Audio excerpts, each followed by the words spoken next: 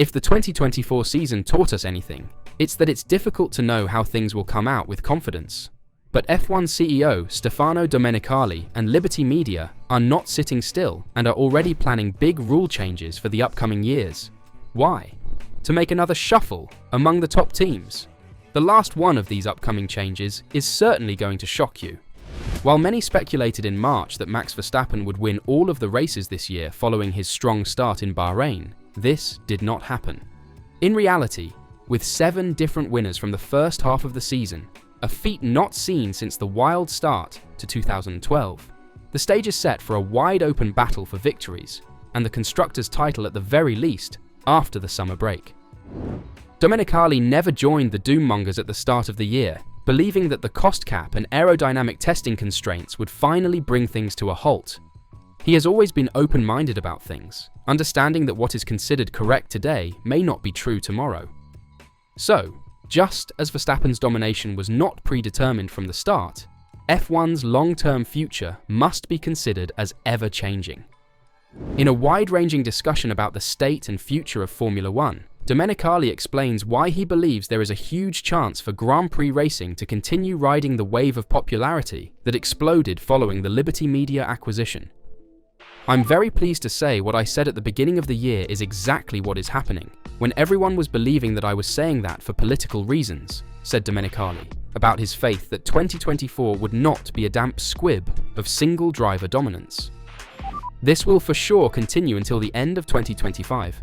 This element of sporting action and sporting drama is definitely there.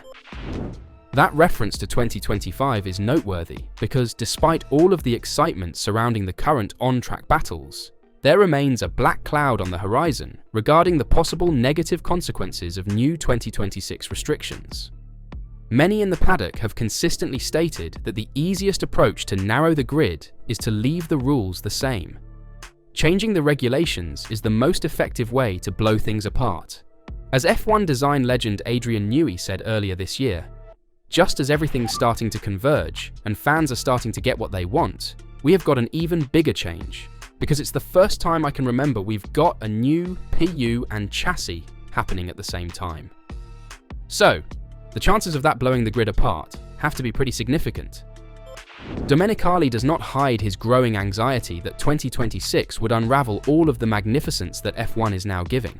However, he believes that it is critical to understand the factors that drove the choice to shake things up. "There are always reasons why we are changing," he said. "First of all, because we need to be ahead of what we are doing. And this 2026 technical regulation was, at that specific moment that the decision was taken, related to a need for manufacturers to be involved in F1, with a different kind of technology that would need to be used. I do believe that is really fundamental and crucial.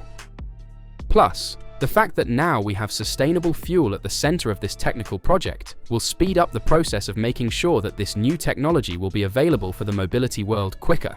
It will develop a drop in fuel with a lower price that will be beneficial to the market around the world. That, I'm pretty convinced. As you know today, the price of sustainable fuel is much higher, but F1 has been always very good in speeding up the process and helping technology to go in the right direction. So that's really what I'm expecting, and I'm sure that everyone will work in this direction. But it isn't all about just introducing new rules for the fun of it. Lately, there have been rumors that, despite all of the positive reasons for the new rules, particularly in drawing new manufacturer involvement from Audi, the advantages may not have been worth the enormous expenditures that everyone has had to incur. Given the billions of dollars being spent across the grid to develop all new engines, as well as the compromised cars as a result of the planned 50-50 ICE-electric power split, F1 is likely to end up with a net zero manufacturer gain because Renault is due to exit. Domenicali disagrees with the claim that the restrictions have taken F1 one stride ahead and then one step back. I think that the real decision from Renault was related to another condition. To be very open and very honest with you, he said. It's not related to the wrong regulation. It is related to a different situation that they have to deliver a result in a different time frame. I believe that, at the moment when the regulation was defined, there was the need to make sure that the manufacturers were really interested to be part of the championship. They are a vital element of this equation, because with no engine, we cannot run. Therefore, there was the need to listen. And it is true that, because we don't have to be shy or to hide behind a tree, that it was a compromise solution because of the different interests of all the different manufacturers, in fact. But I would say, the FIA tried to do the best to make sure that we could have something that would be okay for everyone. That is true.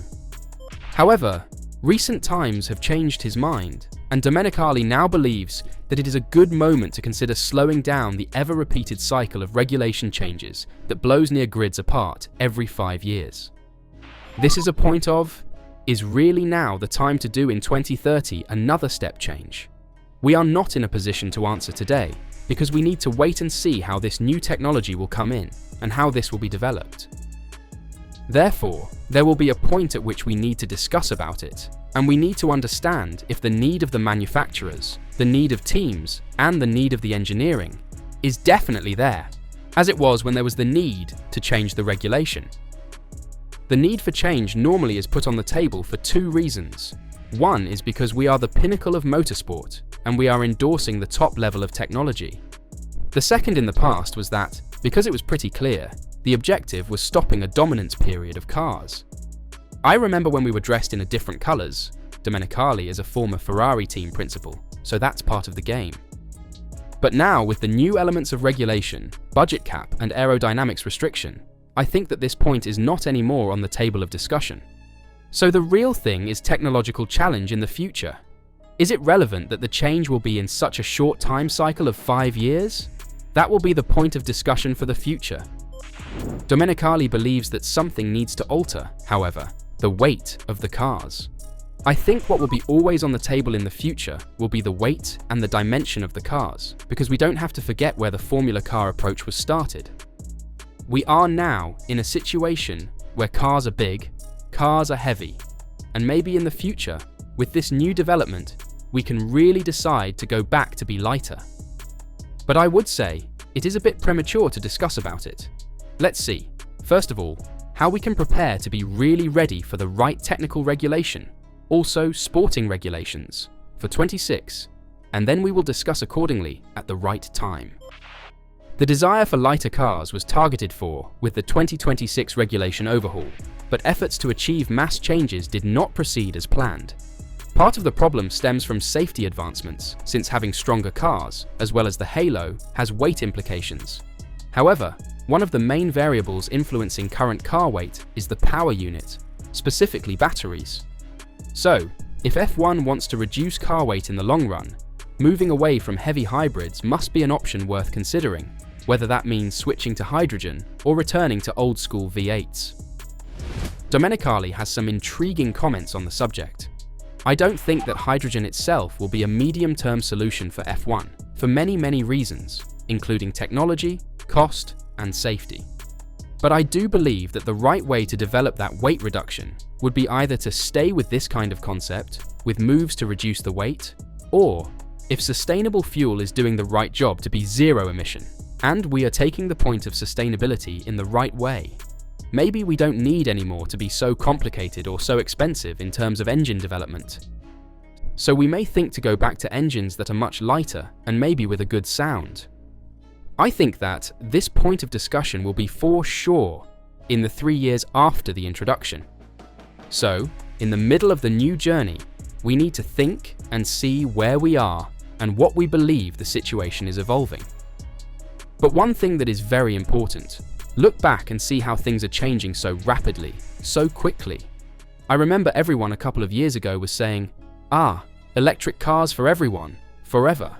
Now, the handbrake is bigger than going ahead, so we need to be prudent.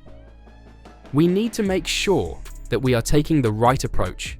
We are in a sport business, and therefore, I think that we need to take the right decision for our needs and for our sport. This also applies to the weekend format, and accord to Domenicali changes are welcome. He believes that every session during a Grand Prix weekend should include a competitive aspect and an incentive for spectators to watch.